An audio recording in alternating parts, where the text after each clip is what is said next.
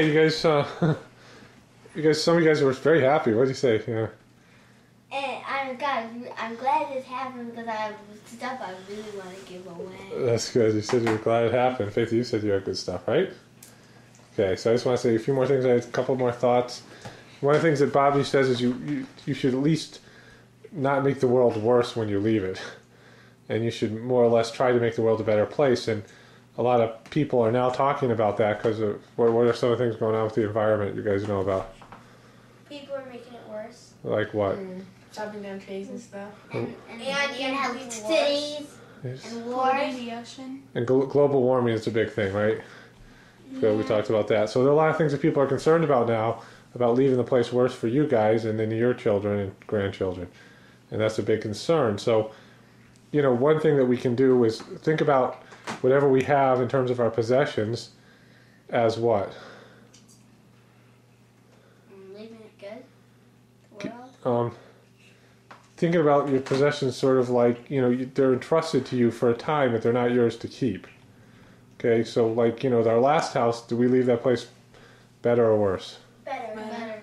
Better. What did we do that was better? Fenced it off and stuff. Yeah. Barn on it. And we cleared out brush and stuff. Yeah, so we made things better that where somebody could actually do what on it? Have animals. Have animals. And so what are the things that when we moved here that was better about this place and our old house? It was more land house. Farmhouse. There's things that are actually better about this place, the way the land works, the way the grass is, the pasture, that we can actually support more animals on this than our old house. So somebody actually left this place in a good shape for us to come here. And when we leave it, it's going to be better for somebody else. There's going to be more, what? A barn. Barns and what else?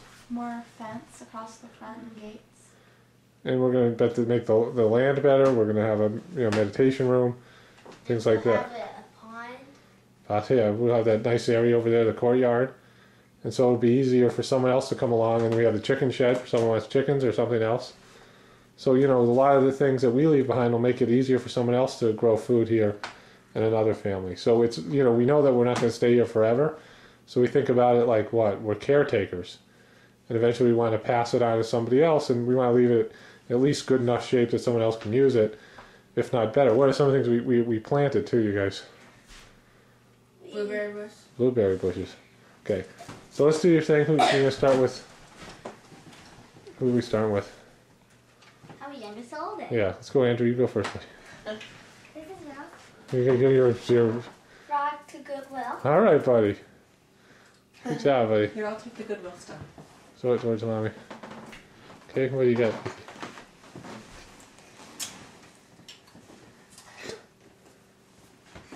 You're going to give Rudolph away to Goodwill? And you're going to give your unicorn. What do you think about that, Gizzy? How do you feel? You feel good? Good. What about you, Andrew? Original. No. How do you feel? He's tapped out. How do you feel, buddy? Good. Good. Your turn, buddy. I'm going to give this to Goodwill since the horse's leg broke off. And then I'm going to give this to Faithy. Nice. What is it? It's a bulldog. Baby likes bulldog. Yeah, that went to Anna's grandma. Okay, what do you got, buddy? I'm going to put this to Goodwill. And A major relic from Will's past. Yeah, Buzz Lightyear. and for Faithy, I'm going to give her that. Jeez, Faith. You get two dogs. Good job, Faithy. Faithy, you actually... Yeah. Okay, I'm gonna give this to Faith. She's getting everything. I'm gonna give this to Goodwill. What's that? A book. Okay, good job. I'm going to give this to Anna. And I'm going to give this to Goodwill.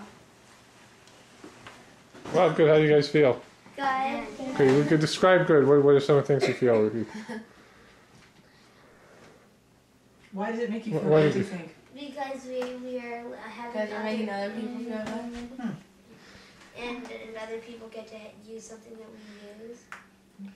Does it feel like a relief a little bit? Yeah, and we get to not have to take care of our stuff anymore. We can have other things. I mean, there's people, they call them sannyasis. They were like, you know, they become spiritual and they would give everything away and they'd walk out in the forest. And they didn't know how they were going to eat and they'd beg and they'd do things. But it's probably a big relief. You know, when you give everything away like that, you know, you probably get scared because why? Because there's nothing to do. And nothing to what? Eat. Yeah, you don't have a house anymore, a bed. So it's a little bit scary, but also it's a huge relief. So I think the more stuff you have, the more burdened you are. So I think it's a kind of relief. Carolyn, what were you saying about preparedness and hoarding? What were you? Well, I guess it says that having more than you need, even if you might need it in the future, is stealing. But there's a difference between having stuff and preparing for the future and just like hoarding stuff that you probably won't ever really need.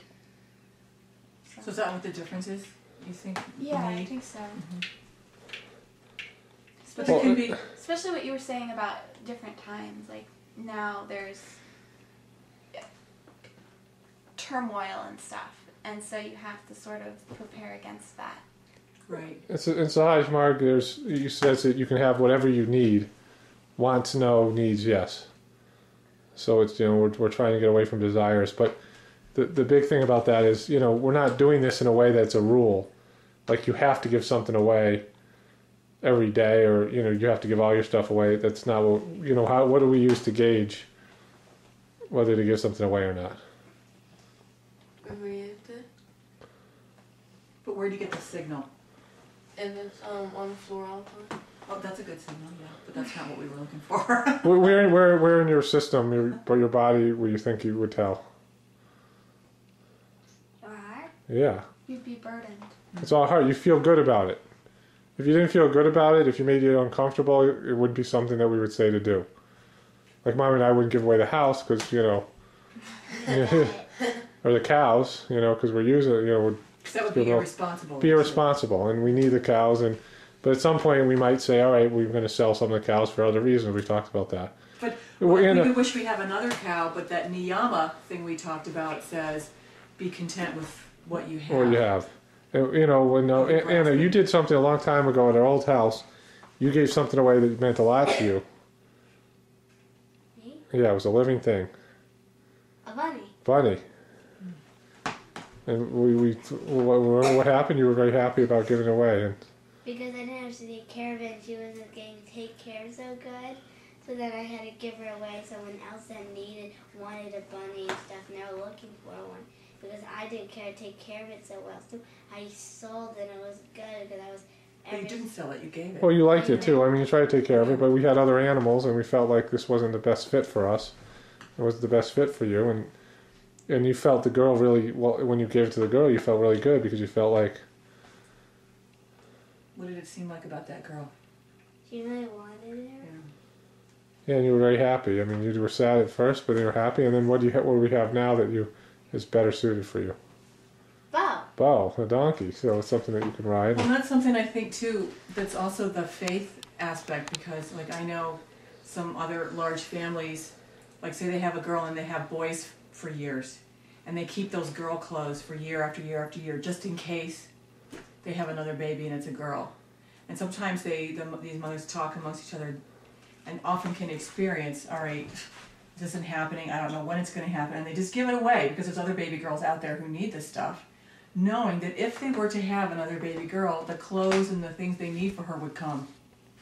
Like you gave that bunny away because we thought that would fill a certain need for you, and it didn't, and you recognized it and you gave it, and then what actually suits you better, which is a large animal, came. So that's part of being able to be content and not taking more than you need, is having the faith that your needs are going to actually be filled. Right? So good. All right, good job, you guys. And that completes our first video exercise.